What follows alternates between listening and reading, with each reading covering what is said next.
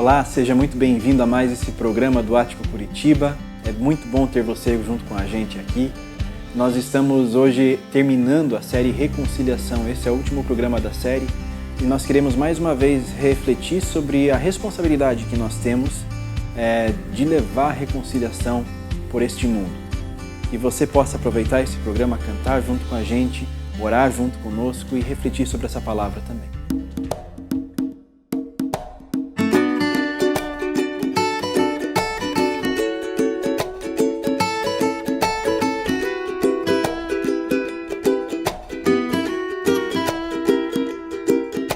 Eu abro a minha janela, eu vejo tanta coisa bela. O céu, o sol, os passarinhos, um casal idoso bem juntinho. Eu vejo a menina lendo e seu irmão ali correndo. E perto amigos jogando bola, do outro lado gente indo pra escola.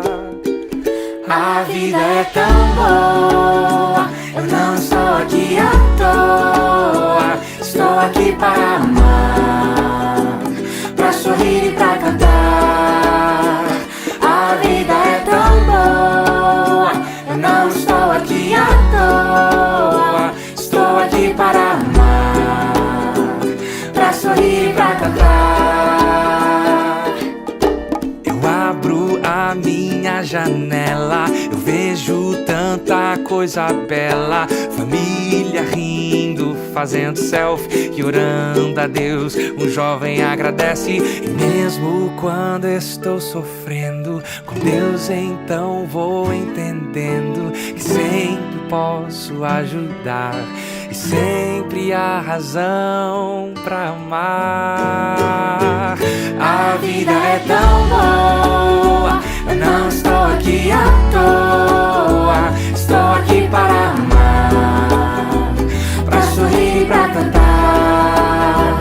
A vida é tão boa, eu não estou aqui à toa. Estou aqui para amar, pra sorrir e pra cantar.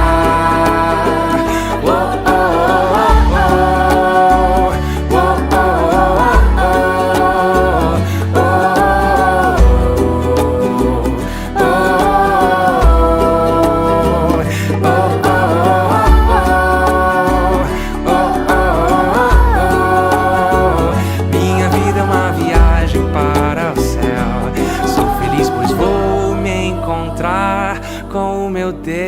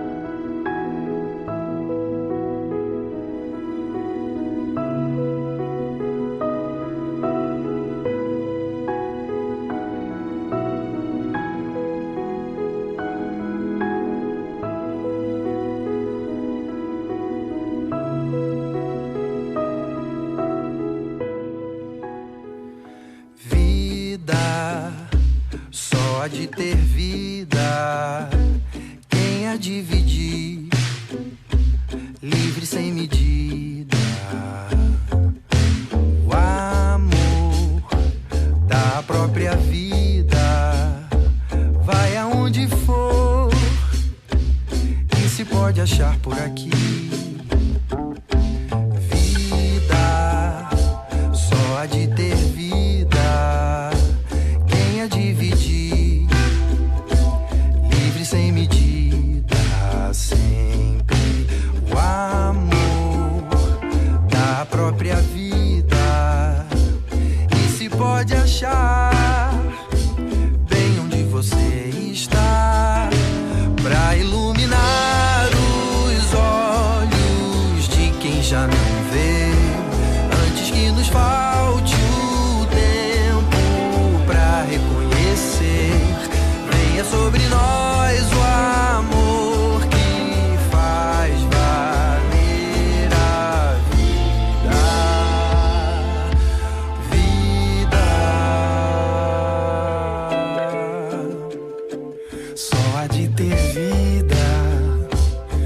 a dividir, livre sem medida, sempre o amor da própria vida.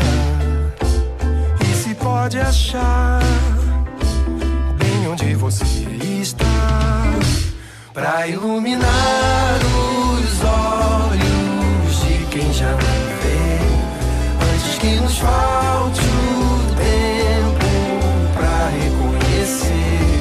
Venha sobre nós o amor que faz valer a vida.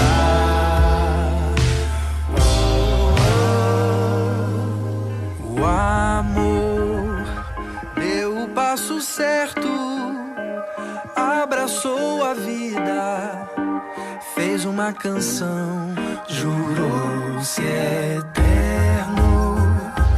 Na sua medida encontrou saída para a solidão, para iluminar os olhos de quem já não vê, antes que nos falte o tempo pra reconhecer. Venha sobre nós o amor que faz valer a vida.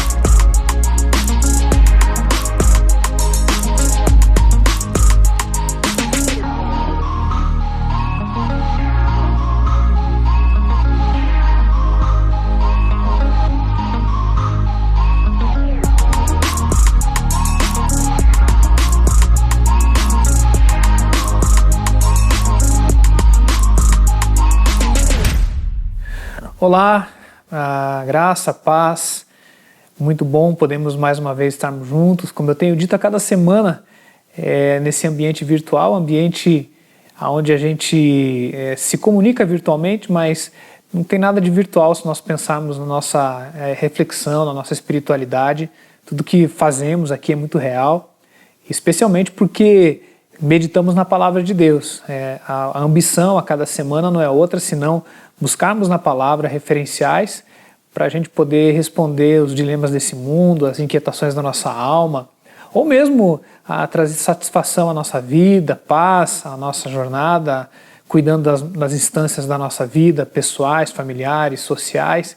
Então, tudo isso é muito verdade, tudo isso é muito real. Então, onde quer que você esteja, quando você estiver, que essa palavra possa, mais uma vez, fazer sentido para você e possa transformar a tua vida, como tem transformado a minha e de muitas pessoas.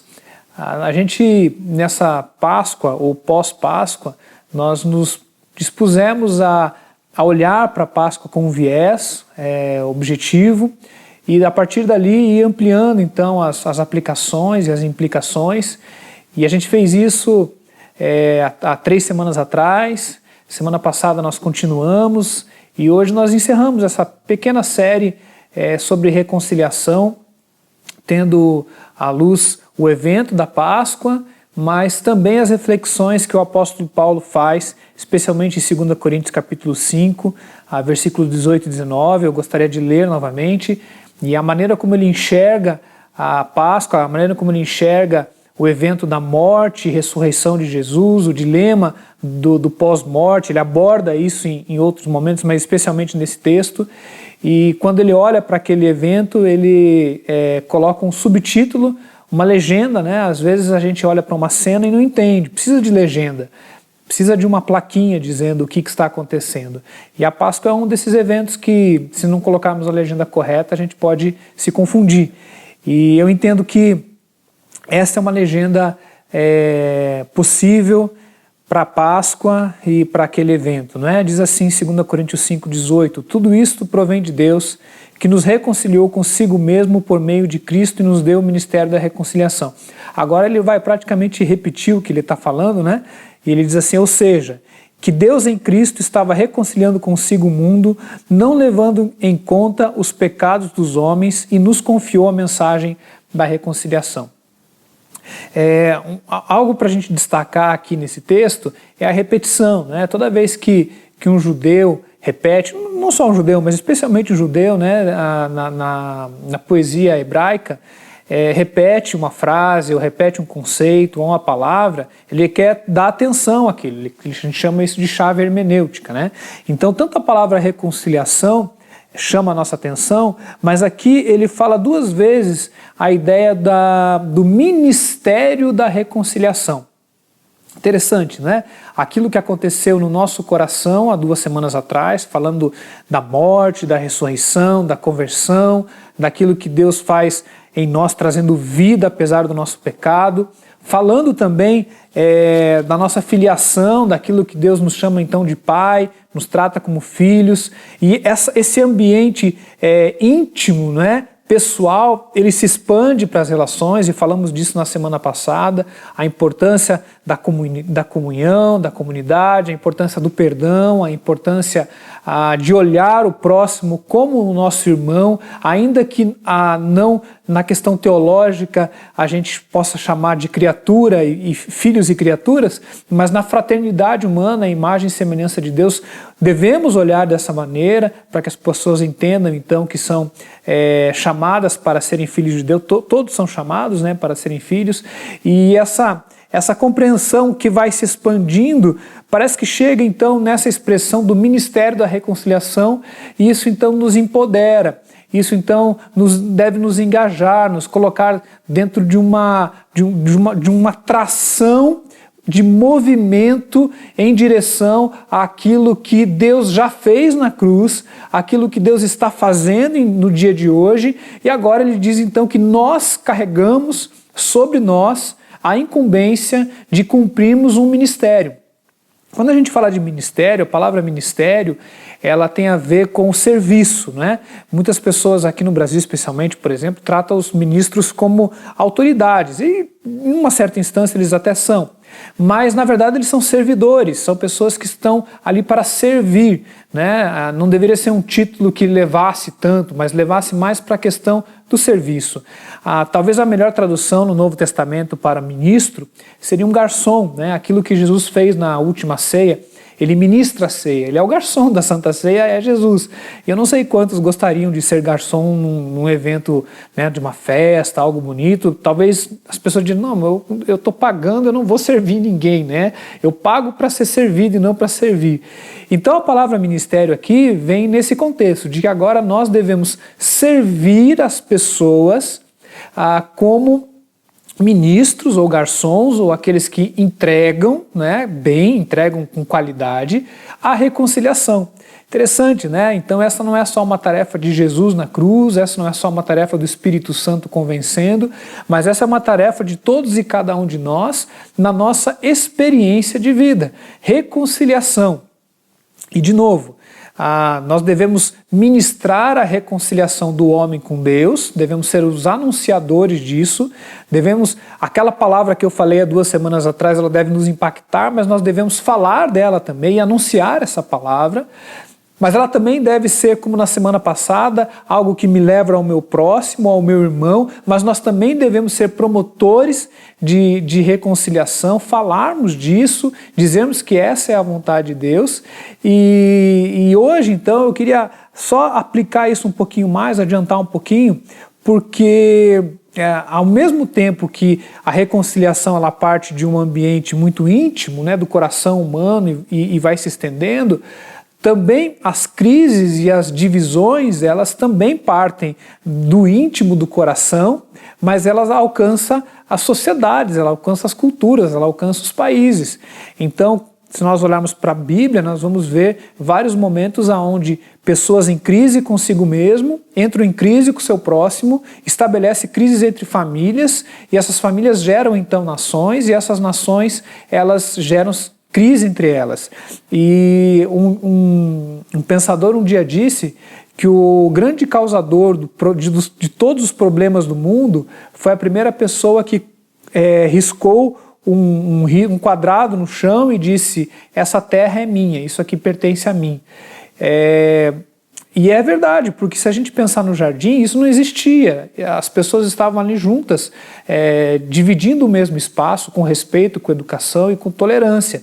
Mas a partir do advento das crises, do pecado, do mal, da maldade, as divisões foram se estabelecendo a ponto de ter que criar cercas, criar divisões, e isso foi se expandindo a ponto de criar então países, nações e guerras, né? A gente vive uma guerra hoje no mundo, não apenas uma, mais de uma guerra hoje no mundo acontecendo, justamente por território, justamente por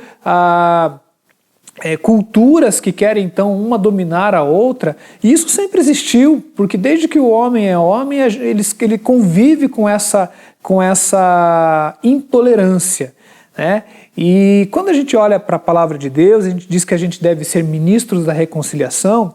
Eu entendo que a gente precisa ter dentro de nós um conceito muito claro, muito estabelecido, que é o conceito da tolerância. Porque eu lembro que semana passada eu falei sobre a gente cancelar pessoas ou lacrar, né, dando aqueles exemplos, e eu acho que hoje uma palavra muito forte é a palavra tolerância. Nós vivemos num mundo onde existe uma discussão muito profunda sobre o que é opinião, o que é crime, o que pode falar e o que não pode falar.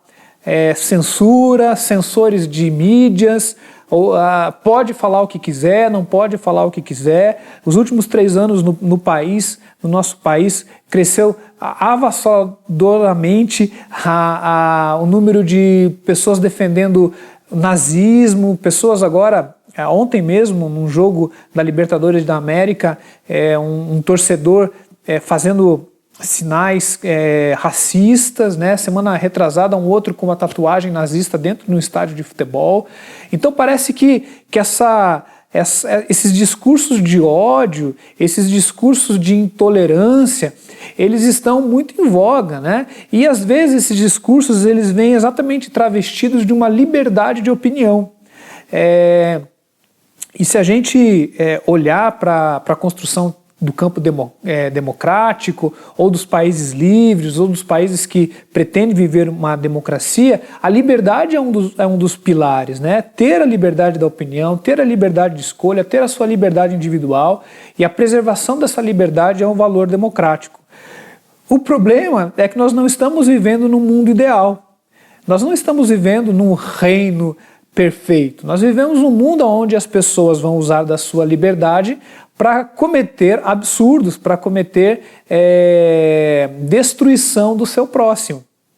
Eu acho essa compreensão muito importante da gente fazer, porque nós somos anunciadores de um reino e de uma cultura do reino. E a gente anuncia num mundo caído, nós anunciamos aonde nós vivemos num mundo aonde o ser humano rapidamente vai desvirtuar aquilo que ou que deveria ser sagrado ou algo funcional, a saber, por exemplo, a liberdade. É inegável que no nosso país hoje existe uma grande preocupação do que está acontecendo nas redes sociais, de como elas podem ser usadas tanto para difamar quanto para fazer destruição de caráter, né, de fama. E essas questões elas são tão importantes porque elas acabam alcançando nichos tanto de minorias quanto de religiões, e tudo isso é muito complicado. E eu, olhando para essa perspectiva e para esse incômodo, eu fico pensando, para a gente poder viver a reconciliação, né, nesse contexto, a palavra então é tolerância, é a gente conseguir conviver com aquele que pensa diferente de nós, a tolerar o diferente, tolerar o que faz escolhas diferentes de nós, né? Os limites da liberdade, as leis estão aí para serem votadas e está dentro da democracia, mas o que deve tomar a nossa consciência anterior precisamos conviver com o maior número de pessoas de maneiras que elas sejam diferentes e tenham a possibilidade de serem diferentes. E daí a pergunta vem, né? E qual que é o limite para você ser tolerante? Será que a gente deve ser tolerante com todos? E a minha resposta é não, né? É um dilema, mas a minha resposta é não. Que você não pode tolerar o intolerante, né? Por isso que não é tolerável um discurso nazista, porque o discurso nazista ele não é absolutamente tolerante, e se ele tiver o seu espaço, ele vai acabar com todas as outras tolerâncias. Então talvez o único limite da tolerância seja o intolerante, não tolerar o intolerante. A grande questão é que até mesmo nós como igreja precisamos fazer uma meia-culpa de que quando nós temos as nossas convicções teológicas, quando nós temos as nossas convicções bíblicas, quando nós temos as nossas convicções espirituais, isso faz de nós pessoas muito convictas. Isso é bom. Eu sou daqueles que acho que as minhas doutrinas me dão certas comodidades para conseguir continuar caminhando. Eu preciso delas, né? Contudo, pode ocorrer, até mesmo no nosso coração, uma tendência para a gente olhar para as outras pessoas como pessoas absolutamente sem nada para acrescentar. Então, se ela não tem nada para acrescentar, ela só tem que aprender. E ela só tem que sentar e aprender, ela só tem que sentar e escutar. E eu fico muito preocupado com isso, porque quando a gente vive num país tão plural, e a igreja vive num país onde existem tantas culturas, tantas diferenças, né, sincretismos religiosos, nós precisamos aprender a nos posicionar de maneira firme, convicta, mas sem deixarmos de ser relacionais, tolerantes e, acima de tudo, amar em todas as circunstâncias. Quando alguém me pergunta, fala assim, mas Osmar, como é que você vai praticar o ministério da reconciliação com pessoas que talvez mereçam a morte, mereçam a prisão, mereçam serem colocadas de lado, ou mesmo, vamos colocar algo assim pesado, né? Por exemplo, como é que a gente pensa no Putin, né, que invadiu um país, um presidente autocrata da Rússia que invadiu um país? Como é que a gente se relaciona com essas pessoas? E sem querer ser superficial, muito pelo contrário, nosso chamado não é nem para julgar, e o nosso chamado não é nem para tirar as pessoas de dentro da existência. Jesus, quando ele fala do joio e do trigo, eu acho interessante aquela conversa dele com os discípulos, e daí os discípulos estão ali e tal, Jesus fala, olha, tem o joio e tem o trigo, mas vocês vão identificar o que é o joio e o que é o trigo, mas não mexam, porque quem vai tirar isso aqui é o meu pai que vai fazer a separação, vocês não fazem isso. E a minha maior aplicação com relação à tolerância e com relação à maneira como eu me relaciono com as pessoas diferentes é amar. Por isso que eu digo que não é nada superficial, muito pelo contrário. É amar em todos os sentidos. Amar no sentido de orar, amar no sentido de estar próximo, amar no sentido de ouvir, amar no sentido de tentar entender, amar no sentido de conversar, de dialogar, amar no sentido de abraçar, amar no sentido de receber. Mas existem limites, claro que existem limites, né? Limites de risco e limites de que você precisa proteger a tua família de algumas pessoas, tudo isso é natural. Agora a gente vai no limite do amor, sempre no limite do amor. E eu acho que a igreja ela precisa também aprender essa lição, de que se a gente tem o ministério da reconciliação, a gente não pode estar na categoria de juízes da lei, de juízes de gerência da vida dos outros. É impressionante como a gente tem opinião para tudo, né? A gente só não tem atitude de se relacionar com pessoas diferentes, respeitadas as devidas diferenças. Durante um bom tempo eu tive a oportunidade de pastorear a igreja local e eu sou apaixonado por isso, porque eu creio que é na igreja local que Deus escolheu as comunidades locais, né, para fazer coisas específicas. E eu sempre tive uma pregação o máximo inclusiva possível, a maneira de falar, a maneira de ler os textos. E nas minhas comunidades, especialmente na última que eu pastorei, tinha muitos homoafetivos que frequentavam, que iam, e eu nunca peguei má fama de ser uma igreja que aceita gays, mas eu conheço igrejas que pegaram essa fama. E eu fico pensando, né? Aonde que essas pessoas, o melhor lugar para essas pessoas estarem, né?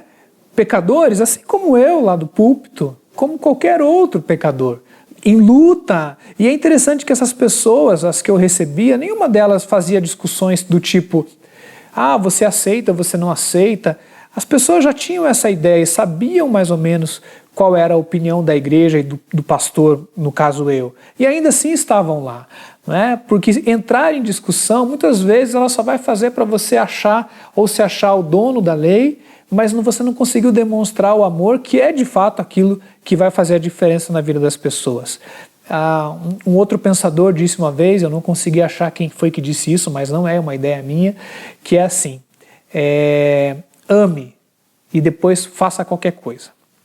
Quando você tem dúvida do que fazer com relação a uma pessoa, a resposta é ame e depois faça qualquer coisa. Porque se você estiver no filtro do amor, se você estiver agindo por amor, não há como dar errado, porque o amor, a essência de Deus, é a maneira como Ele vai fazer para transformar a vida de pessoas.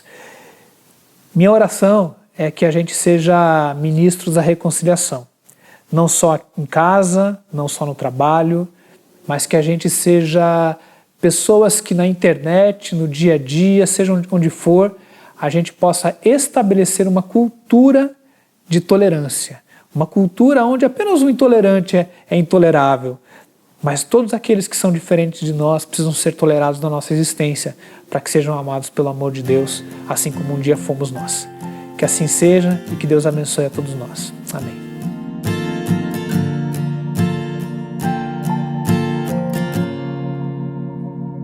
Seria tão bom se o que a gente fala fosse pura compaixão, amor, cuidado e zelo por aquele nosso irmão. Seria tão bom se o conhecer a Deus fosse mais que religião, fosse amor e obediência pelo autor da criação. Seria tão bom parar na estrada, se aproximar e além das palavras querer ajudar, chegar bem mais perto e sem escolher fazer o que é certo, cuidar e acolher. Ai, Pai, faz de mim alguém parecido contigo, e então transforma o meu eu, esse jeito de ser tão altivo. Quero me parecer contigo, seria tão bom. Quero me parecer contigo, seria tão bom. Seria tão bom se o conhecer a Deus fosse mais que religião, fosse amor e obediência pelo autor da criação.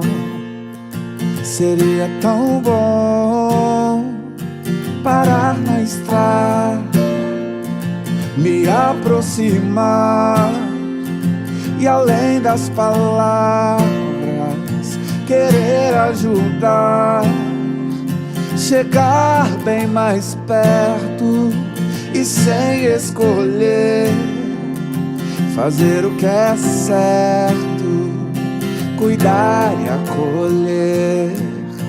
Fazer o que é certo, cuidar e acolher. Ai, Pai, faz de mim alguém parecido contigo. E então transforma o meu eu e esse jeito de ser tão altivo. Quero me parecer contigo, seria tão bom. Quero me parecer contigo, seria tão bom. Quero me parecer contigo a cada dia, me parecer contigo seria tão bom. Vamos orar? Deus, faz de nós comunidades de reconciliação. Cria a partir de mim, a partir do meu próximo, a partir da Igreja de Jesus, a partir do reino de amigos, lugares onde as pessoas diferentes podem se sentir à vontade para serem quem são e serem transformadas à medida do Teu Espírito Santo, Deus. Nos ajuda a tirar os óculos do julgamento, os óculos do juízo, ou mesmo da lei, da regra, da régua, e nos ajuda, Deus, a dar abraços de amor, e isso possa fazer diferença nesse mundo. Deus, nós oramos pelas guerras, pelas sociedades, pelos países, mas sabemos, Deus, que isso começa a partir de mim, dentro do meu coração, onde a paz alcança a minha vida, e isso pode alcançar, a gente nem sabe aonde. Que assim seja, Pai, em nome de Jesus. Amém. Obrigado por ter ficado com a gente até aqui.